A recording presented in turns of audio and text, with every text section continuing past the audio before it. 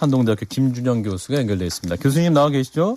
네, 안녕하십니까. 예. 자, 이게 대통령의 아랍에미리트에 적은 이란이다. 이 발언을 두고 실언이다. 외교 참사다라는 또 비판도 나옵니다. 지금 이제 양국이 그 대사를 초치하는 이러한 상황까지 갔는데 어떻게 보고 계십니까?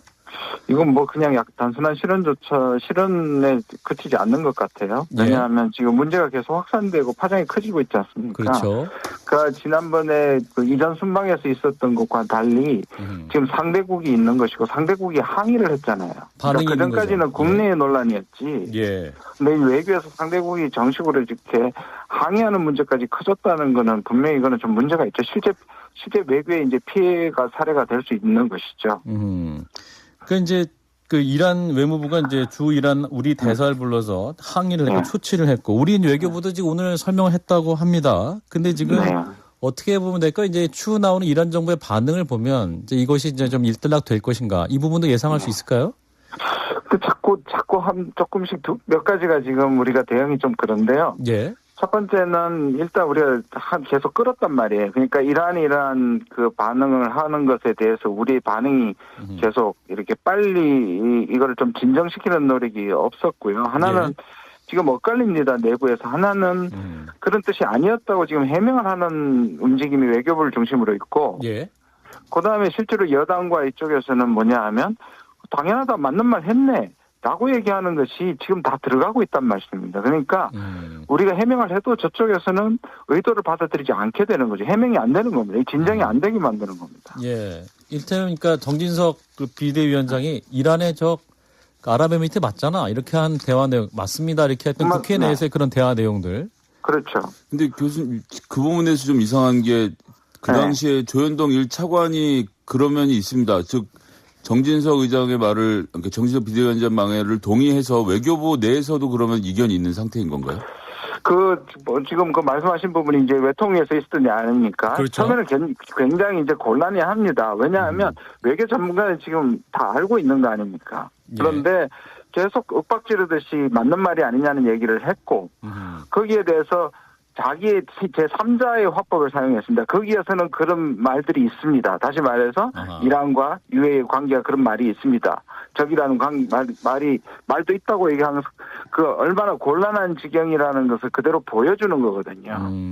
근데 이제 워낙에 강경하게 여당 지도부나 대통령의 실언을 사실은 문제가 아니라고 얘기하는 조건으로 외교부를 하게 되면 외교부는 사실 원래는 해명을 해야 될 부분인데 지금 서로 초치하는 걸 보면 워낙에 위에서 그 의도가 그렇게 가니까 또 오히려 외교부는 전문적으로 또는 이 문제를 제대로 해명 차원에서 해결을 안 하는 것처럼 보이는 게 좀 우려스럽습니다. 눈치 안 보고 그냥 외교부가 이란에 적은 아랍에미리트에 적은 이란 아니다. 이렇게 정확하게 얘기를 했으면 되는데 그렇죠. 그렇게 맞습니다. 말하는 시각도 있습니다. 이렇게 애매하게 말하니까 더 꼬이는 거네요. 스텝이. 그렇습니다. 맞습니다. 아니, 오히려 그러나 사실은 여당 지도부가 잘못하고 있는 거죠. 이 부분에 대해서 그렇게 만약에 얘기를 하면 그게 아무리 사실이라도 왜 그러면 우리가 그 얘기를 하면서 중동에 그것을 이렇게 흔들어 버리냐. 그 문제가 또 나오거든요. 소위 말하는 오지랖 되는 거잖아요. 이게 그렇게 말을 하면요 바로 솎아낼 거예요. 지금 분위기가.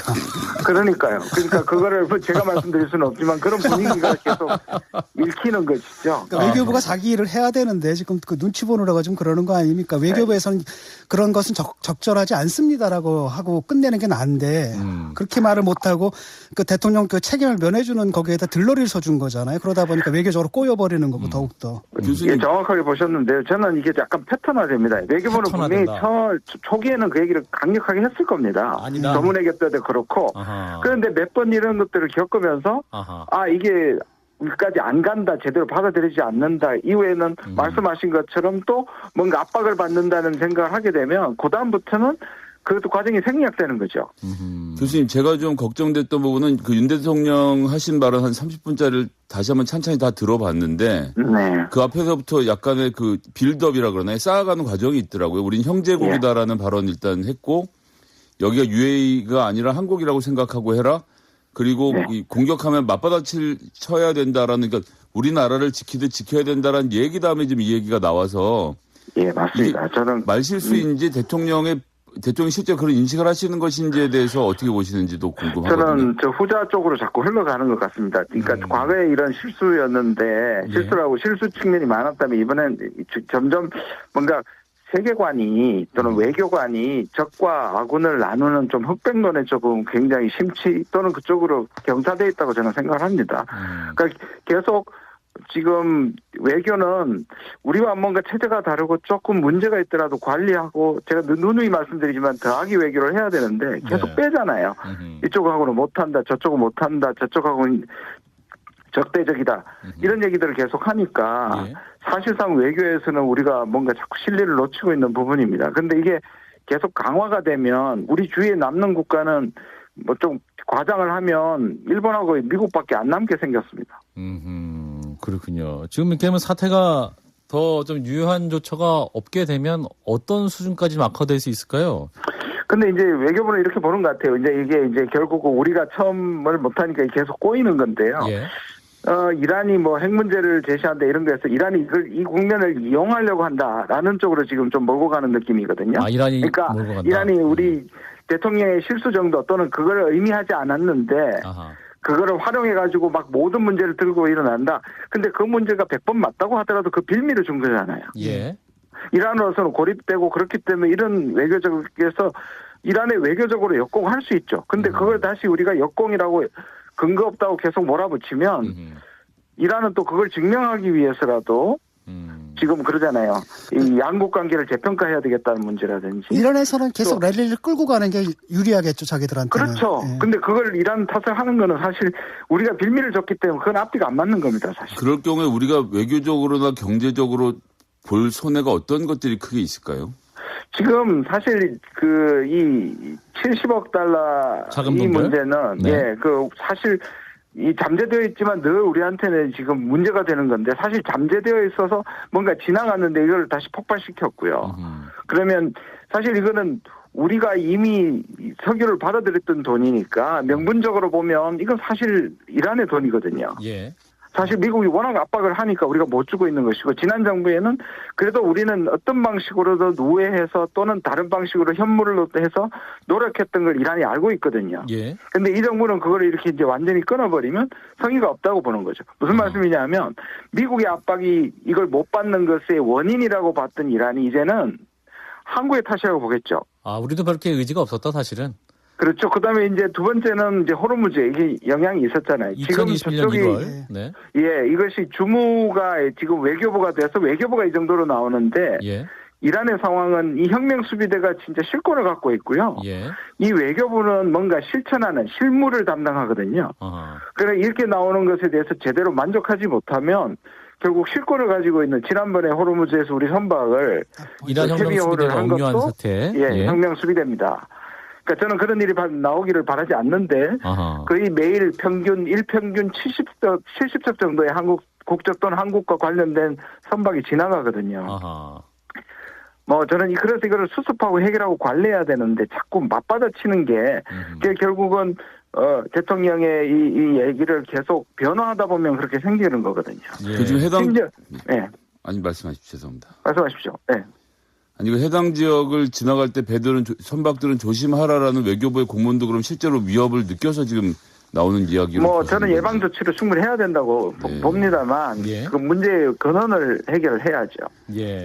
그리고 이제 우리 대통령이 그 핵무장을 할 수도 있다라고 어떤 실제적으로 바랬던 부분을 지금 이란 같은 나라도 예의주시하면서 들었다는 얘기잖아요. 지금 여태까지 반응 나오는 거 보면. 그러니까요. 사실상 이런 것들이 얼마나 중요하면 한국의 비중이요. 과거와 달리 비중이 전 세계가 지금 귀담아 듣고 있기 때문에 특히 순방 중에는 조심해야 되는 거고요. 지난번 사실 조선일보와의 그 인터뷰에서 나온 거잖아요.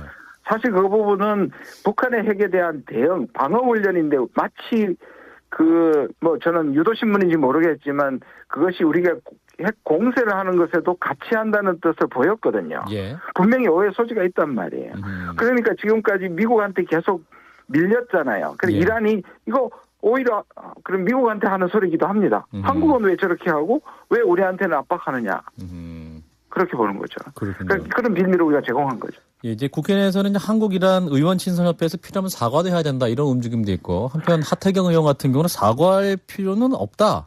이런 또 사과할 문제는 아니다 이런 입장인데 교수님 어떻게 보십니까? 그러니까 아까 제가 말씀드렸잖아요. 이거는 시간도 늦었고 아하. 이거는 그냥 관리해가지고 이런 문제 넘어갈 수 있는 자꾸 키우는 거잖아요. 아하. 그 하태경 그 의원의 건 다 들어간단 말이에요. 그럼 외교부에서 우리 이거 관계없다 그런 의미가 아니라고 얘기하는 게 신뢰성이 없어지잖아요. 그러네요. 참 이 국회든 또 외교부든 하나의 단일한 목소리를 내서 또 일양과 있었던 오해가 있다면 그걸 빨리 좀 풀 수 있는 그 단일한 목소리 좀 필요해 보이네요. 네, 예, 맞습니다. 말씀 여기까지 듣겠습니다. 고맙습니다. 네, 고맙습니다. 네, 전 국립외교원장인 김준영 한동대 교수였습니다. 좋아요, 구독, 알림 설정.